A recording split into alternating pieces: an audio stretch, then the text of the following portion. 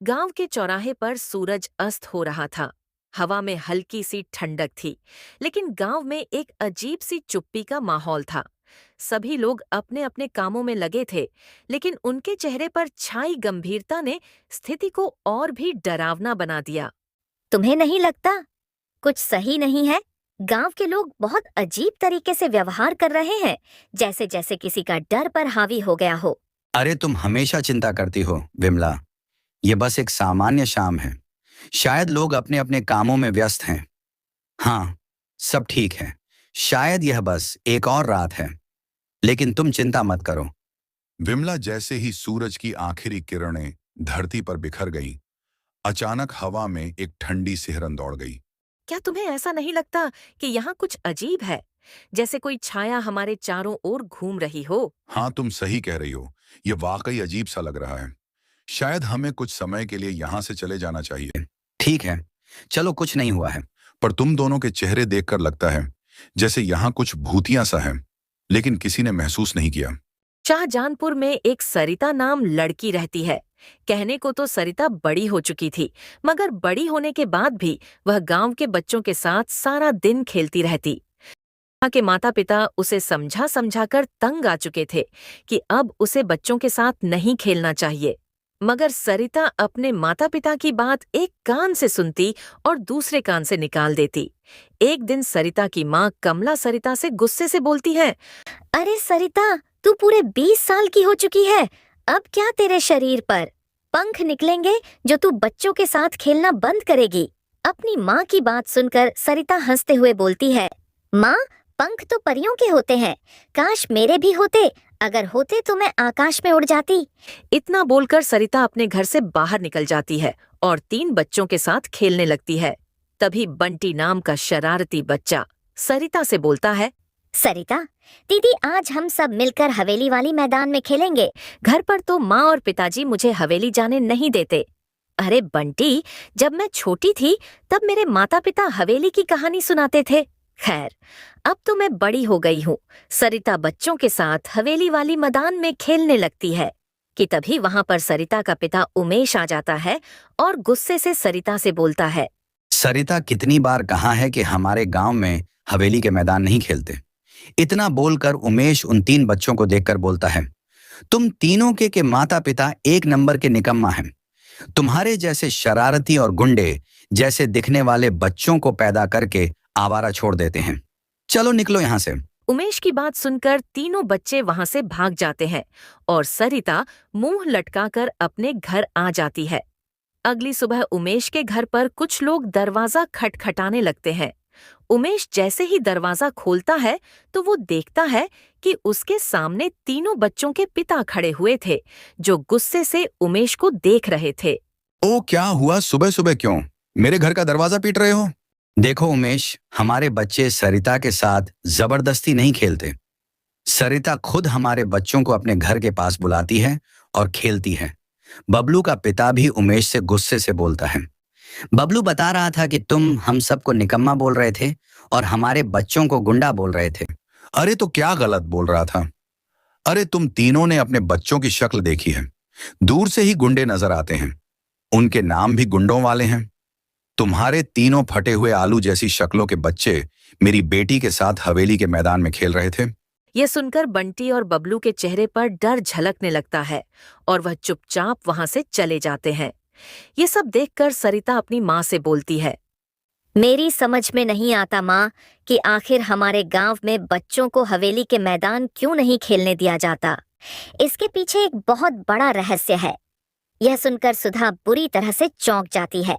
कैसा रहस्य? वर्षों पहले हमारे गांव में चुड़ैल का बड़ा ही आतंक था। वह अपने मुंह से आग के अंगारे निकालती थी और गांव के लोगों को उसमें जलाकर मार देती थी।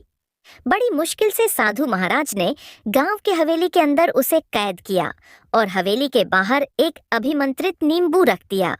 तांत्रिक व चुड़ैल कभी बाहर न आ सके। तब से हमारे गांव में किसी को भी हवेली के मैदान में नहीं खेलने दिया जाता। इतना बोलकर सरिता की माँ चुप हो जाती है और सरिता गहरी सोच में डूब जाती है। सरिता सारा दिन चुड़ैल के बारे में सोचती रहती है। अगले दिन सरिता के मन में एक विचार आता है और सरिता अपने आप से बोलती है, क्यों ना चुड़ैल से मैं बात करके देखूं कि वह गांव में आकर लोगों से कहे कि वह अपने बच्चों को हवेली के मैदान में खेलने दे। यह विचार आते ही सरिता चुपचाप हवेली की ओर चली जाती है। हवेली में सरिता को एक खंडहर नजर आता है। सरिता खंडहर के अंदर प्रवेश करने वाली होती है कि तभी उसकी नजर खंडहर के मुख्य द्वार के नीचे रखे हुए एक नींबू पर पड़ती है। सरिता उस नींबू को देखकर कहती है, हमें लगता है ये वही नींबू है जिसके बारे में माँ ने बताया था। सरिता उस नींबू को पैर से हटा देती है और अंदर चली जाती है। अंदर जाते ही डरावनी डरावनी आवाज आने लगती है और अचानक से एक चुड़ैल सरिता के सामने आ जाती है। मगर सरिता उस चुड़ैल को देखकर बिल्कुल नहीं डरती। यह देखकर चुड़ैल बुरी तरह से हैरान हो जाती है और सरिता से बोलती है, एक चुड़ैल को देखकर तो लोगों के डर के मारे पसीने छूट जाते हैं, लेकिन तुम मुझे देखकर क्यों नहीं डर रही? सरिता सारी घटना बताते हुए चुड़ैल से बोलती है, चुड़ैल जी, एक बार आप गांव में आकर बोल दीजिए ना कि अब से हर बच्चा हवेली के मैदान में खेल सकता है। यह सुनकर चुड़ैल बुरी तरह से चौंक जाती है और सरिता से कहती है, मेरी बच्ची, चल कुछ देर वहां बैठकर बातें करते हैं। तू बड़ी जरूर हो गई है, लेकिन तेरा मन बच्चों जैसा ही है। चुड़ैल सरिता को खंडहर के अंदर ले जाती है। खंडहर के अंदर एक बहुत बड़ा हवेली था। अचानक सरिता बेहोश हो जाती है और चुड़ैल हंसते हुए बोलती है, बरसों बाद आजाद हुई हूं, अब मैं गांव वालों से अपना बदला जरूर लूंगी। इतना बोलकर चुड़ैल सीधे गांव चली जाती है। चुड़ैल को देखकर सभी गांव वाले बुरी तरह से डर जाते हैं। मुखिया कांपते हुए अपनी पत्नी चंदा से कहता है, अरे चंदा, ये तो हवेली वाली चुड़ैल लग रही है। लग नहीं रही, बल्कि वही चुड़ैल है। आखिर ये आजाद कैसे हो गई? अगले ही पर चुड़ैल के मुंह से बड़े बड़े आग के अंगारे निकलने लगते हैं और देखते ही देखते सभी गांव वाले उस आग में कैद हो जाते हैं। चुड़ैल हंसती हुई गांव वालों की ओर देखकर बोलती है, गांव वालों, तुम्हें क्या लगा था कि तुम तांत्रिक से मुझे कैद करवा दोगे? तो मैं कभी आजाद नहीं होंगी। अब मैं तुम सबको आग में कैद कर दूंगी और तुम्हारी सारी शक्ति छीन लूंगी और अमर हो जाऊंगी। उमेश अपने घर की खिड़की के अंदर से सब कुछ देख रहा था।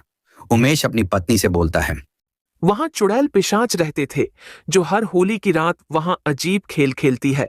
इस पर दो गांव वालों ने इस अफवाह की सच्चाई जानने की ठानी और वे लोग उसी हवेली में पहुंच जाते हैं जहां शशिकला अपनी प्रेमी के साथ समय व्यतीत कर रही थी। गांव वालों ने शशिकला की एक न सुनी और उसे उसके प्रेमी के साथ ही जला दिया।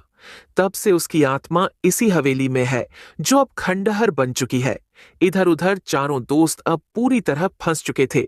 हवेली के सभी दरवाजे बंद थे। तभी बूढ़े भूत ने अपनी शक्ति से एक जादुई रहस्यमय दरवाजा बनाया जो सीधा गांव की तरफ जाता था। अगले ही पल चारों दोस्त उसमें घुसकर गांव में सीधा पहुंच गए। बाहर आते ही उन लोगों ने गांव में रूपकला की सच्चाई सबको बताई और देखते ही देखते जैसे पूरे गांव को शशिकला चुड़ैल की सच्चाई पता चलती है। उधर चुड़ैल भूत सबको मुक्ति मिल जाती है। दोस्तों नमस्कार, मेरे वीडियो अच्छी लग रही है ना, तो फिर सब्सक्राइब क्यों नहीं करते? प्लीज सब्सक्राइब जरूर करें।